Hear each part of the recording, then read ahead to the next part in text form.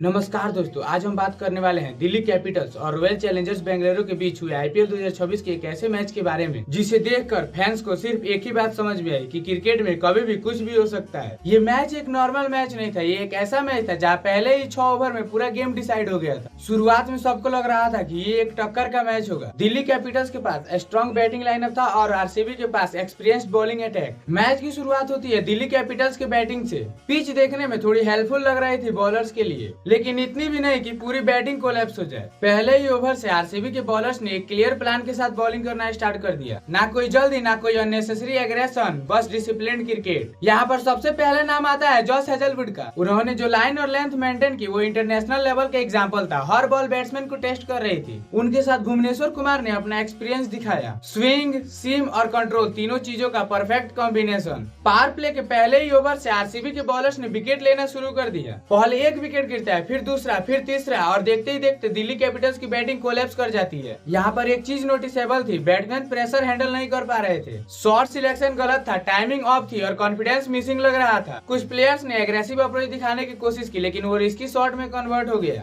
और जब आप अर्ली ओवर्स में रिस्क लेते हैं और फेल हो जाते हैं तो टीम और प्रेशर में आ जाती है। पावर प्ले के एंड्स तक सिचुएशन इतनी खराब हो चुकी थी कि रन से ज्यादा विकेट्स दिख रहे थे। यही वो फेज था जहाँ पूरी तरह से मैच आरसीबी के फेवर में चला गया था। मिडिल ऑर्डर के पास अब रिस्पॉन्सिबिलिटी थी इनिंग को संभालने की, लेकिन जब टॉप ऑर्डर कोलैप्स हो जाता है तो मिडिल ऑर्डर पर प्रेशर ऑटोमेटिकली डबल हो जाता है। दिल्ली कैपिटल्स के मिडिल ऑर्डर ने ट्राई किया सिचुएशन को हैंडल करने का। कुछ सिंगल्स आए, कुछ डिफेंसिव शॉट्स भी देखे गए, लेकिन मोमेंटम वापस लाना मुश्किल था। आरसीबी के बॉलर्स ने यहाँ भी प्रेशर बनाए रखा। ना उन्होंने लाइन लूज की, ना ही बैट्समैन को सेटल होने दिया। हर ओवर में एक नया चैलेंज क्रिएट हो रहा था। जैसे जैसे ओवर्स आगे बढ़े विकेट्स गिरने का सिलसिला रुक नहीं पाया। कोई भी बैट्समैन 30 रन तक भी नहीं पहुंच पाया और ये चीज दिखाती है टीम का ओवरऑल माइंडसेट उस दिन सही नहीं था। फाइनली दिल्ली कैपिटल्स की पूरी टीम सिर्फ 75 रनों पे ही ऑल आउट हो गई। ये स्कोर T20 क्रिकेट में बहुत ही कम माना जाता है, स्पेशली आईपीएल जैसे टूर्नामेंट में। यहाँ पर एक इंटरेस्टिंग बात यह है कि 75 का स्कोर देखकर लोग सोचते हैं कि मैच यहीं पर खत्म हो गया, लेकिन क्रिकेट में कभी भी कुछ भी हो सकता है। अब बात करते हैं आरसीबी के बैटिंग की। आरसीबी जब चेस करने आई तो उनका अप्रोच बिल्कुल क्लियर था, पैनिक नहीं करना, बस सिंपल क्रिकेट खेलना। यहाँ पर विराट कोहली का रोल बहुत ही इंपॉर्टेंट हो जाता है। उन्होंने अपने एक्सपीरियंस का पूरा यूज किया, ना उन्होंने जल्दी की ना ही अननेसेसरी रिस्क लिए। उनके शॉट्स कंट्रोल थे, टाइमिंग परफेक्ट थी और डिसीजन मेकिंग स्ट्रॉन्ग थी। उनके साथ ओपनिंग पार्टनर ने भी अच्छा सपोर्ट दिया। दोनों ने मिलकर एक सिंपल स्ट्रेटेजी फॉलो की, बॉल को रिस्पेक्ट करो,